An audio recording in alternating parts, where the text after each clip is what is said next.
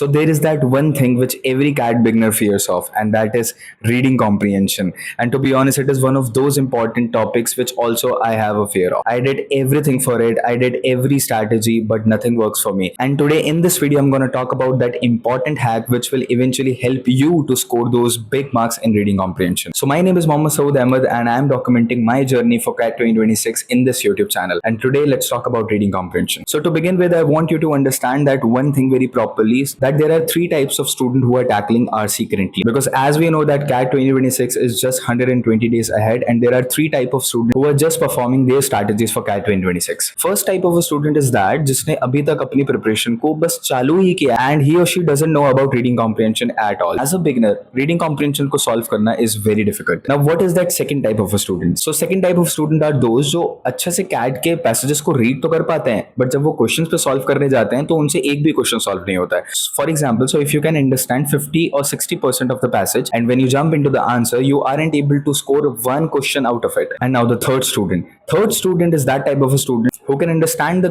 passage properly, but जब हम question करने जाते हैं तो क्वेश्चन में चार क्वेश्चंस अगर चार पांच क्वेश्चंस हैं तो उनमें से एक दो हो पाते हैं एंड मोस्टली क्वेश्चंस नहीं हो पा रहे हैं, लेकिन एटलीस्ट कुछ ऐसे क्वेश्चंस हैं जो हो पा रहे हैं और there is that two options जिसमें कंफ्यूजन होती है एंड फिर इवेंचुअली आप वो रॉन्ग कर देते हो, but at least they can eliminate the option, but last में जो दो ऑप्शन बचते हैं उसमें कुछ क्वेरी आ जाती है जिसकी वजह से उनका आंसर रॉन्ग हो जाता है, तो उनके लिए एक अलग स्ट्रैटेजी है. Now for the first student जिनको आरसी के बारे में बिल्कुल नहीं पता है, उनको क्या करना चाहिए? फर्स्ट ऑफ ऑल गूगल पे जाइए और गूगल पे जाके सर्च करिए reading comprehensions for beginner for CAT. जैसे आप ये सर्च करोगे तो आपको बहुत अलग अलग टाइप के रीडिंग कॉम्प्रिहेंशंस मिल जाएंगे, तो आप उनको सबसे पहले ट्राई करो एंड अंडरस्टैंड करो कि रीडिंग कॉम्प्रिहेंशन कैसे वर्क करता है.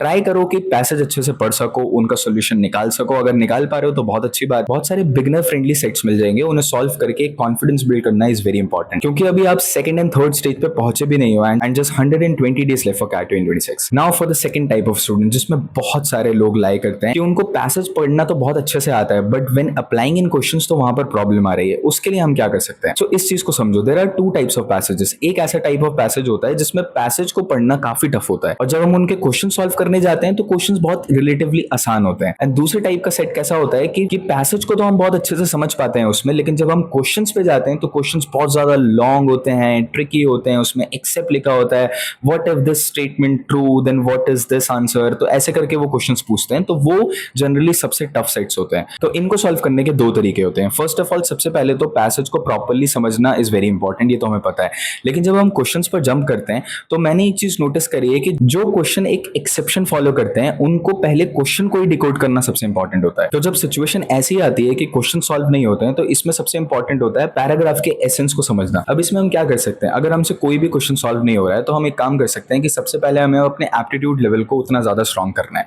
तो वो हम कर सकते हैं by solving different type of sets. जैसे क्रैकू के बहुत सारे सेट्स हैं जो काफी अच्छे लेवल के हैं, जो बिगनर फ्रेंडली भी हैं, जहां पर हम अपनी अप्लाई कर सकते हैं नॉलेज को, जिसमें हम अच्छे से मैपिंग कर सकते हैं, पैराग्राफ को समझ सकते हैं कि पैराग्राफ का स्ट्रक्चर कैसा होता है, उसके बेसिस पे हम क्वेश्चन को सॉल्व कर सकते हैं. अगर हम डायरेक्टली PYQs पे जंप करेंगे तो ये सबसे बड़ी प्रॉब्लम फेस होगी, और जितना ज्यादा हम डीपली एक पैराग्राफ को समझेंगे उतने ज्यादा हाई चांसेस हैं कि उसका सोल्यूशन निकालना आसान होता है. तो ट्राई करिए कि लेवल ऑफ डिफिकल्टी 2 से ऊपर नहीं जाया जाए, यानी कि बहुत ज्यादा हार्ड सेट्स को उठाने से बेटर है सबसे पहले एक मॉडरेट लेवल के सेट्स को उठाया जाए, जिससे हमारा एप्टीट्यूड डेवलप हो कि हम थिंकिंग पावर को, क्रिटिकल थिंकिंग पावर को अपने अंदर ला सकें. Now for those third type of student जिनके साथ ये चीज बहुत ज्यादा होती है कि एलिमिनेट भी कर लेते हैं, सारे आंसर्स भी निकालने की कोशिश कर लेते हैं, बट बहुत सारे ऑप्शंस की वजह से, बहुत डिफिकल्ट क्वेश्चंस की वजह से हम लोग सॉल्व नहीं कर पाते हैं. उन लोगों को बिल्कुल घबराने की जरूरत नहीं है, क्योंकि ये बहुत कॉमन है, ये सबके साथ होता है. बहुत सारे ऐसे सेट्स होते हैं जो बहुत ज्यादा टफ होते हैं, जिसमें सोल्यूशन निकालना बहुत डिफिकल्ट होता है, but if you are able to get those two option जिसमें आंसर है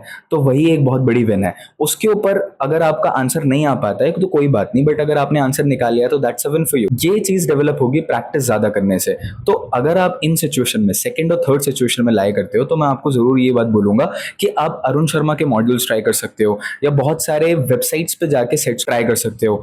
एंड जो थर्ड टाइप ऑफ स्टूडेंट है, अगर उनको ये प्रॉब्लम आ रही है तो मैं रिकमेंड करूंगा कि आप कैट के पिछले 5 प्रीवियस ईयर के क्वेश्चंस को ट्राई करने की कोशिश करो. उनमें कोशिश करो कि 4 क्वेश्चंस में से एटलीस्ट 2 क्वेश्चंस करेक्ट हो सके या फिर हाफ से ज्यादा करेक्ट हो सके. अगर आप उतना कर पा रहे हो तो दैट्स वेरी गुड, क्योंकि 120 डेज अभी भी बचे हैं. अगर हम इसे बार बार प्रैक्टिस करें तो काफी अच्छे से ये चीज सॉल्व हो सकती है. मैं जनरली थर्ड सिचुएशन में ही लाई करता हूँ कि दो ऑप्शंस को एलिमिनेट करने में फंसता हूँ। अगर आप उस चीज में फंस रहे हो तो कोई दिक्कत वाली बात नहीं, क्योंकि 120 days will be enough for this thing. जितनी ज्यादा प्रैक्टिस होगी पीवाईक्यूज की उतनी ज्यादा आंसर कर पाओगे। बट फॉर दोस्त जो बिल्कुल अभी बिगनर है उनके लिए मैं यही रिकमेंड करूंगा कि वो ज्यादा हाई लेवल के पीवाईक्यूज पे जाने से बेटर है पहले एप्टीट्यूड डेवलप करें फॉर दो सेट्स जिसको आप इजीली सॉल्व कर सको। बाकी इसके अलावा अगर कोई क्वेरीज है तो आप कमेंट सेक्शन में पूछ सकते हो। अगर अभी भी कैट देने वाले और इस जर्नी में हो तो मैं चाहता हूँ कि लेट्स जस्ट कनेक्टेड। अगर वो क्वेरीज हमारी सेम हुई तो काफी अच्छा रहेगा हम सब लोगों के लिए, जिससे हम डिस्कस करके उसे सॉल्व कर पाएंगे। Thank you so much for being in this video. I hope you have understand कि आप कहां पर लाई करते हो और आपको किस तरीके से अप्रोच करनी चाहिए।